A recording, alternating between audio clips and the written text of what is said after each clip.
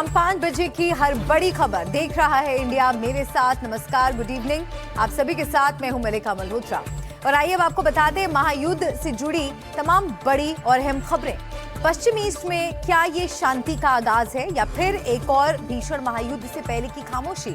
बातचीत की मेज सजी है, युद्ध विराम की खबरें हैं, लेकिन धरातल पर बारूद की गंध कम नहीं हुई है। आज हम आपको वो 8 संकेत बताएंगे जो चीख चीख कर कह रहे हैं कि ये युद्ध विराम नहीं बल्कि आने वाले बड़े तूफान का काउंटडाउन है। इजराइल के हमले थम नहीं रहे, होर्मुज के मुहाने पर ताला लटका है और मुस्तफा खामेनेई का बदला लेने वाला बयान आग में घी डाल रहा है।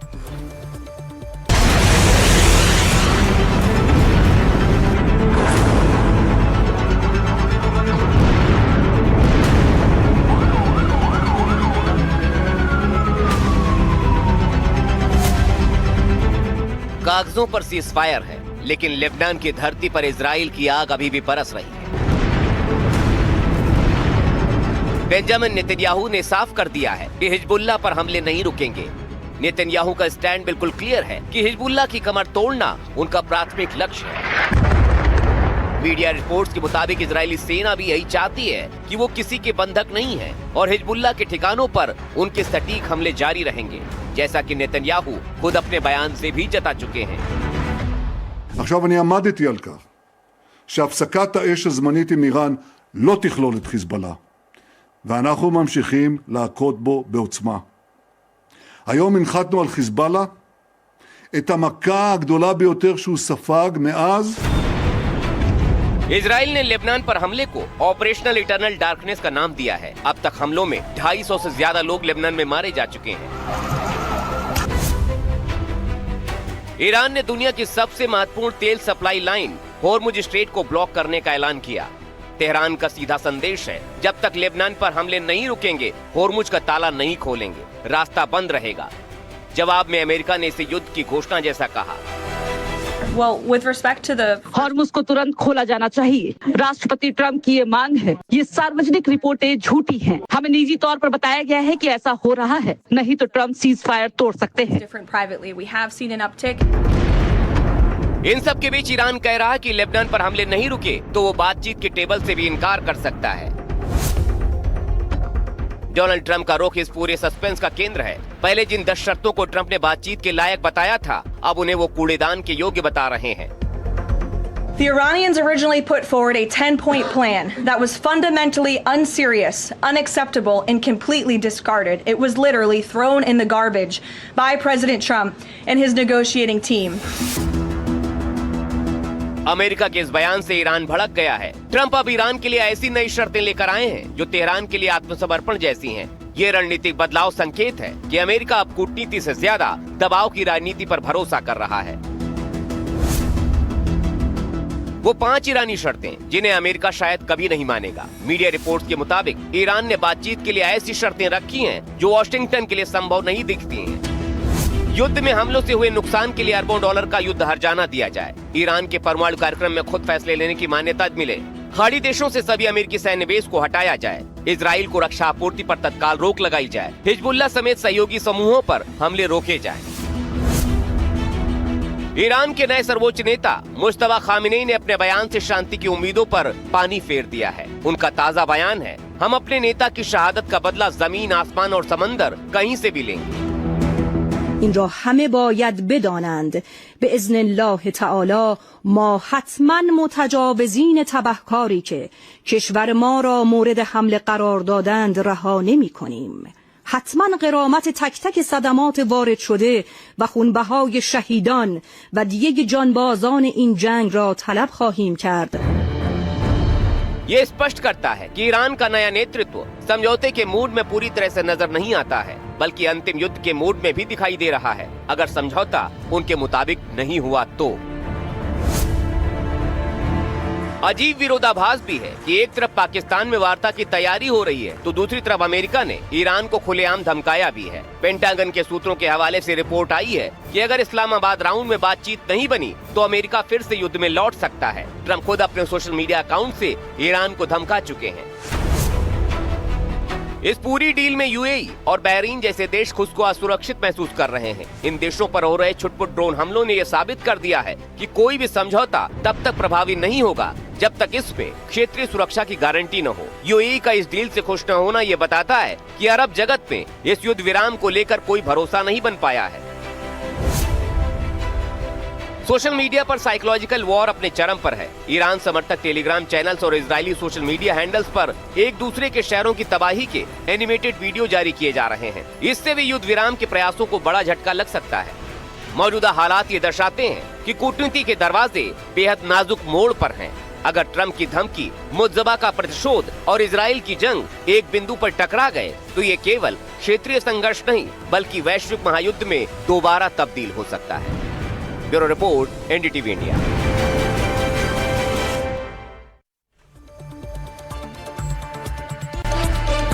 और बातचीत से जुड़ी एक बड़ी खबर आपको बता दें। बातचीत के पहले ईरान का बड़ा दावा 10 बिंदुओं के आधार पर ही होगी बातचीत। ईरानी विदेश मंत्रालय के उप मंत्री तख्त रवांशी का बयान, गलत सूचनाओं के आधार पर वार्ता नहीं करेंगे, झूठे नैरेटिव के जरिए दोबारा सैन्य आक्रामकता बर्दाश्त नहीं, ऐसा सीजफायर स्वीकार्य नहीं जिससे दुश्मन दोबारा हथियार उठाए, बातचीत में दोबारा हमला न होने की ठोस गारंटी चाहिए। ऐसा सीजफायर मंजूर नहीं जिसमें फिर हमला हो सके, दोबारा हमला न होने की ठोस गारंटी की मांग यहाँ पर की जा रही है।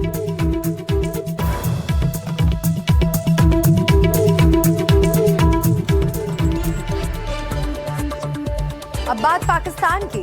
पाकिस्तान में युद्ध विराम पर बातचीत होनी है। पूरी दुनिया की निगाहें इस्लामाबाद में होने वाली बैठक पर टिकी हैं, लेकिन पाकिस्तान ने बैठक से पहले ही अपना रंग दिखा दिया।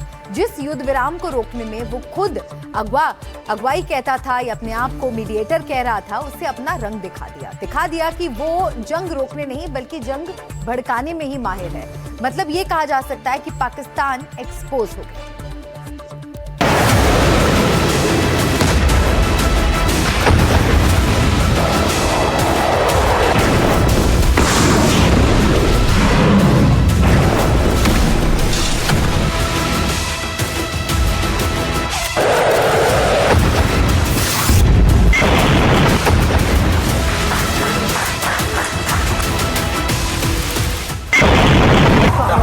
सीज फायर में ट्वीट वाली इंटरनेशनल बेइज्जती के बावजूद पाकिस्तान बल्लियों उछल रहा था, क्योंकि ईरान और अमेरिका के बीच युद्ध विराम की बैठक का वेन्यू पाकिस्तान में तय हुआ था। हाल में वो युद्ध रुकवाने वाला नहीं बल्कि युद्ध भड़काने वाली बटालियन का निकला। आखिर कितनी देर शांत रहता? कुलबुलाहट हुई तो पाकिस्तान के रक्षा मंत्री ख्वाजा आसिफ के सब्र का बांध टूट गया और बक डाला अनाप शनाप, जिससे जंग रुकने के बजाय दोबारा भड़क जाए। ख्वाजा आसिफ ने युद्ध विराम में शामिल इजराइल को ही कैंसरग्रस्त और मानवता के लिए अभिशाप बता दिया। ख्वाजा आसिफ का पोस्ट देखिए। इस पोस्ट में उन्होंने लिखा, इजराइल एक बहुत बुरा देश है, इजराइल मानवता के लिए अभिशाप है। लेबनान में नरसंहार किया जा रहा है, निर्दोष नागरिकों को इजराइल मार रहा है, पहले गाजा फिर ईरान और अब लेबनान में रक्तपात। कैंसरग्रस्त देश को बनाने वाले लोग नर्क में जले। सवाल ये है, क्या कोई मेजबान अपने मेहमान को गाली देकर शांति की उम्मीद कर सकता है? ये देखिए, इजराइल के प्रधानमंत्री नेतन्याहू ने फौरन पाकिस्तान को आईना दिखा दिया। उनके ऑफिस का ये ट्वीट देखिए। नेतन्याहू का पलटवार सीधा और सख्त था। लिखा, ख्वाजा आसिफ का बयान स्वीकार नहीं है। ऐसी बातें किसी सरकार से बर्दाश्त नहीं है, खासकर जो खुद को शांति का पक्षधर बताती है। पाकिस्तान को समझने की जरूरत है कि कूटनीति इमोशनल नारेबाजी से नहीं, मैच्योरिटी से चलती है।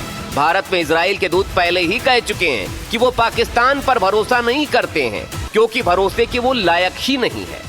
No, our position didn't change. We don't trust the Pakistanis, and I think that don't get over enthusiastic to the degree of that the Americans trust them. It's a facilitation role, not more than that.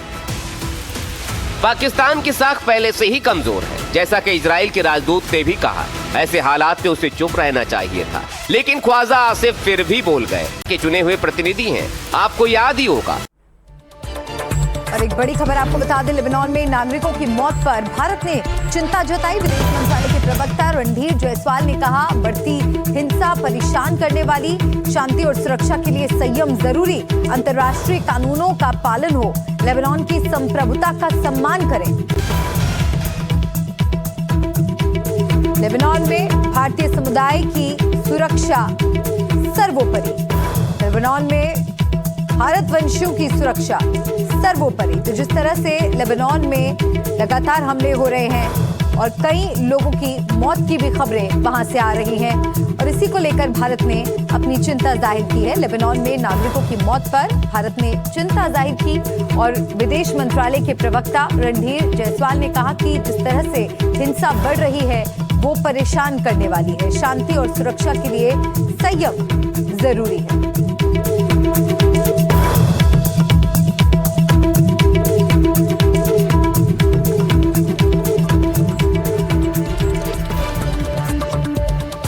Hormuz शुल्क पर Iran का बड़ा बयान आया है। Shipping tax की खबरों को ईरान ने नकार दिया है। हॉर्मुज़ शिपिंग शुल्क की खबरें सिर्फ एक अफवाह हैं। ये एक और बड़ा अपडेट मिल रहा है। ईरानी दूत ने दावों को अफवाह बताया है। हॉर्मुज़ शुल्क पर कोई आधिकारिक पुष्टि नहीं है। दरअसल हॉर्मुज़ से गुजरने वाले जहाजों से शुल्क लिए जाने की खबरों के बाद अमेरिकी राष्ट्रपति ट्रंप ने चेतावनी देते हुए ईरान से ऐसा ना करने को कहा था और इसी के बाद ईरान की ओर से ये सफाई आई है। ईरानी दूत ने दावों को अफवाह बताया है।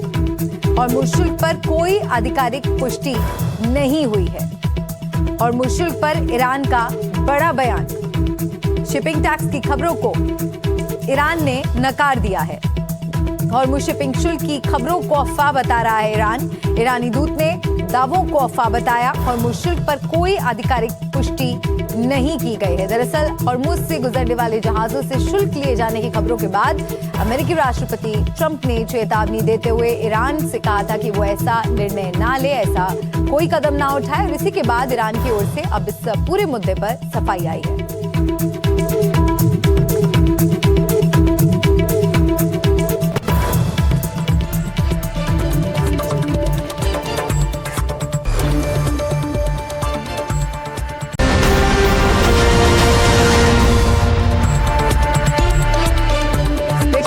फिर से आपका स्वागत है और इस वक्त की एक बड़ी खबर आपको बता दें। अमेरिका ईरान के बीच होने वाली उच्च स्तरीय वार्ता से पहले इजरायल और हिजबुल्लाह के बीच हमलों का दौर जारी है। इजरायली टैंक पर हिजबुल्लाह ने बड़ा हमला किया। बिंत जबील रोड पर धू कर जला टैंक। लेबनान बॉर्डर पर भी भीषण जंग जारी है। इजरायली टैंक को निशाना बनाने का दावा यहां किया गया है। हिजबुल्लाह के बीच हमलों का दौर जारी है और अमेरिका ईरान के बीच होने वाली उच्च स्तरीय वार्ता से पहले इजरायल और हिजबुल्लाह के बीच हमले लगातार देखने को मिल रहे हैं। ये जंग थमती नजर नहीं आ रही है। इजरायली टैंक पर हिजबुल्लाह ने बड़ा हमला किया है। बिंत जबील रोड पर धू कर टैंक जलता हुआ नजर आ रहा है। लेबनान बॉर्डर पर भीषण जंग जारी है।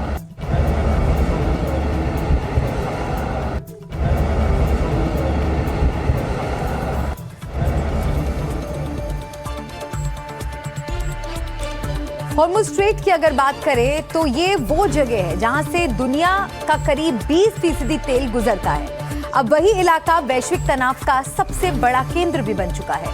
बीते 24 घंटे में ईरान से लेकर अमेरिका तक ऐसे बयान आए हैं जिन्होंने साफ कर दिया है कि हॉर्मुज़ अब युद्ध पूर्व हालात में लौटता नहीं दिख रहा। और तो और जरा सी चिंगारी हॉर्मुज़ को लेकर युद्ध का भीषण प्लेटफॉर्म तैयार कर सकती है। हॉर्मुज़ पर आने वाला हर एक बयान और हॉर्मुज़ को लेकर की जा रही एक एक हरकत के इस समय बड़े मायने हैं, क्योंकि हॉर्मुज़ भले ही अभी भी ईरान के हाथ में हो, लेकिन उससे प्रभावित दुनिया के कई देश हो रहे हैं।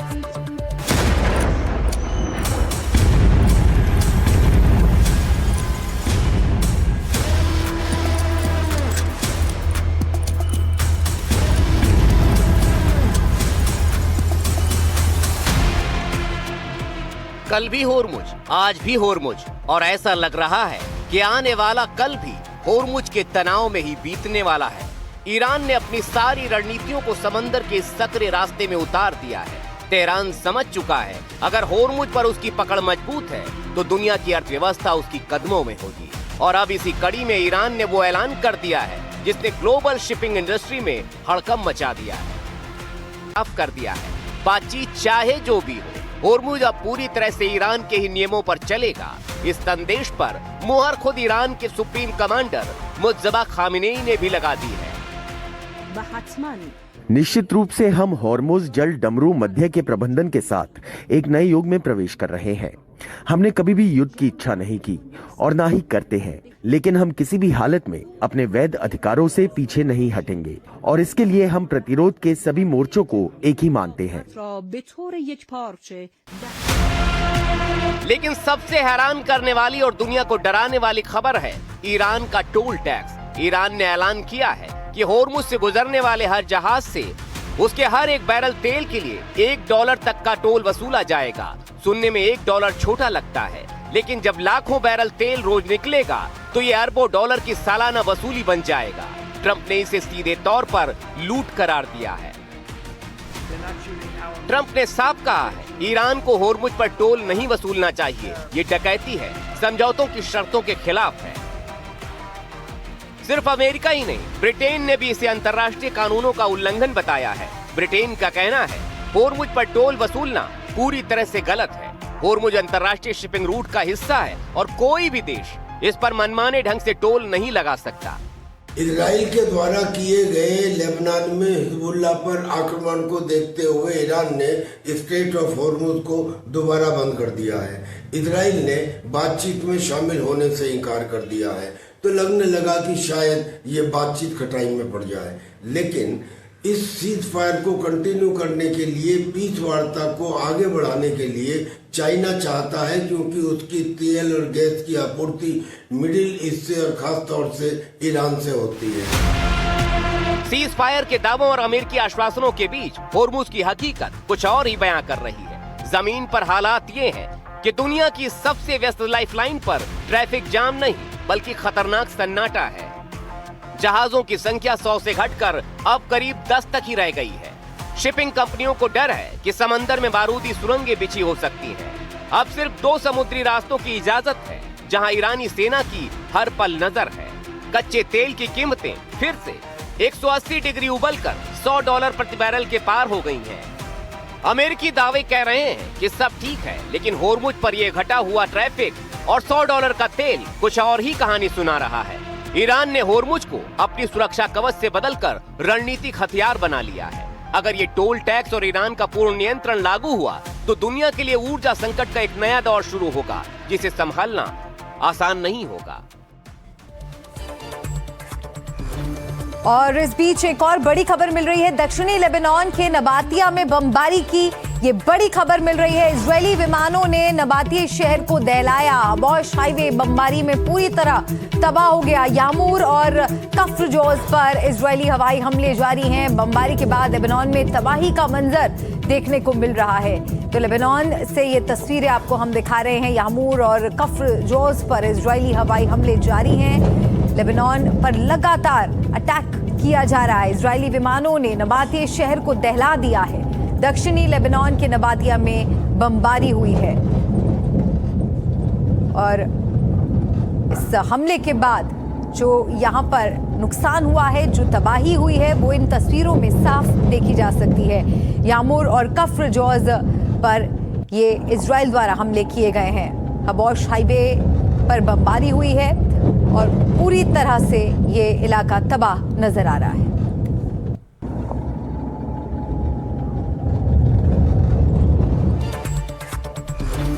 तो एक तरफ शांति वार्ता शुरू होने की खबर है, तो वहीं इजराइल भी लेबनान पर लगातार हमले कर रहा है। एनडीटीवी आपके लिए युद्ध क्षेत्र से लगातार ग्राउंड रिपोर्ट्स दिखा रहा है।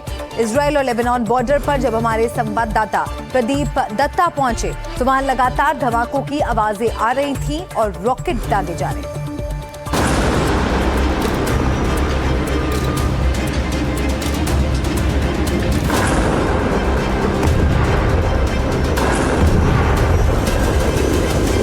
इजराइल लेबनान सीमा पर एनडीटीवी लगातार होते रॉकेट हमलों के बीच इजराइल लेबनान सीमा से लगातार रिपोर्टिंग कर रहा है। ये वो जगह है जहां कोई सीज फायर नहीं है।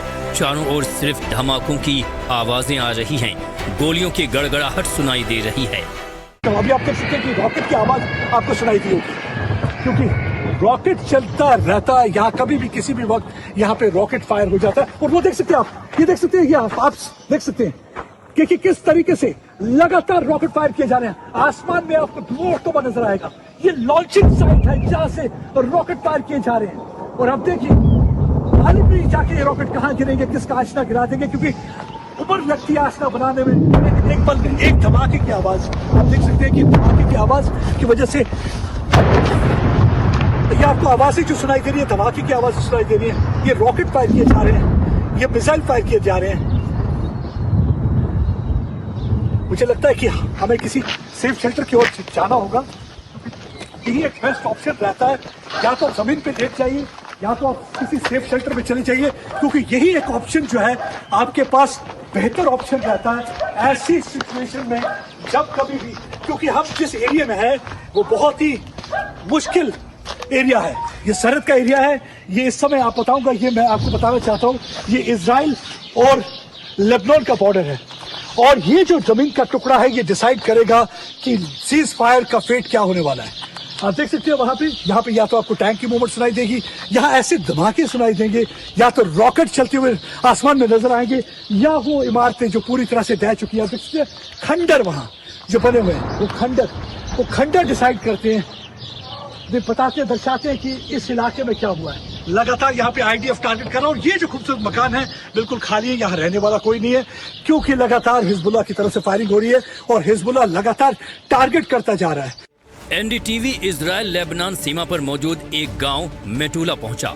ये बेहद संवेदनशील इलाका है, यहाँ लगातार बमबारी हो रही है, लेकिन वहाँ कुछ लोग ऐसे भी हैं जो अभी भी अपने घरों में डटे हुए हैं।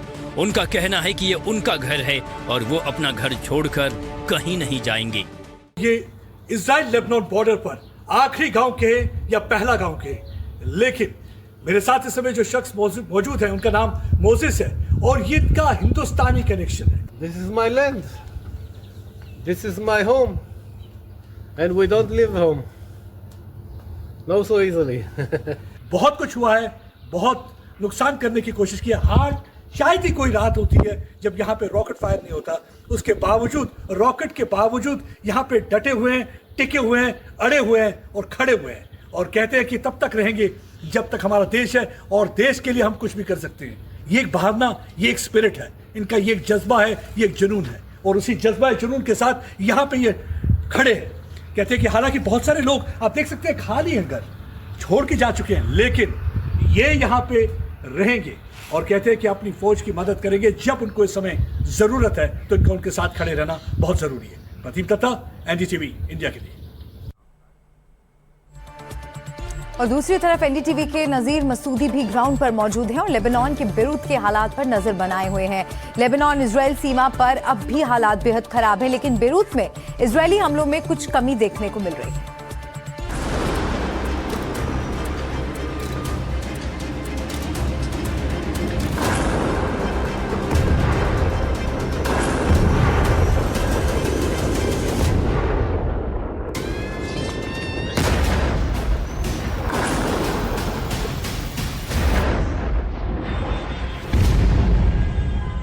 लेबनान के बेरूत में पिछले कुछ घंटों से कोई हवाई हमले नहीं हुए हैं, तो क्या इसे सीज फायर का कुछ असर माना जाए? हालांकि जब तक कोई आधिकारिक बयान इजराइल की तरफ से इस पर नहीं आ जाता, तब तक कुछ भी मानना उचित नहीं है। NDTV के नजीर मसूदी इस वक्त बेरूत में हैं और वहां कैसे हालात हैं उसकी पल पल की जानकारी आप तक पहुंचा रहे हैं। पहली दफ़ा हम देख रहे हैं कि इजराइल ने एक तो ये माना कि वो लेबनीज़ गवर्नमेंट के साथ बात करेंगे, और इसके बावजूद जब हमने बुधवार को देखा कितनी ज़बरदस्त बमबारियाँ हुई, कारपेट बॉम्बिंग जैसी हुई यहाँ बेरूत में, जो मरने वालों की संख्या है वो अब 300 से ज़्यादा हो चुकी है और 1100 से ज़्यादा ज़ख्मी है। तो कुल मिला के जो सीज़ फायर का जो अब एक विवाद बना था कि लेबनान में जब तक सीज़ फायर नहीं होगी, ईरान और अमेरिका के दरमियान जो बातचीत है वो शायद वो शुरू नहीं होगी या कामयाब नहीं होगी, थोड़ा सा असर यहाँ दिखाई दे रहा है। और इसी के साथ देख रहा है इंडिया में आज के लिए फिलहाल इतना ही। कल फिर होगी आपसे मुलाकात शाम 5 बजे सिर्फ NDTV इंडिया पर। बने रहिए हमारे साथ।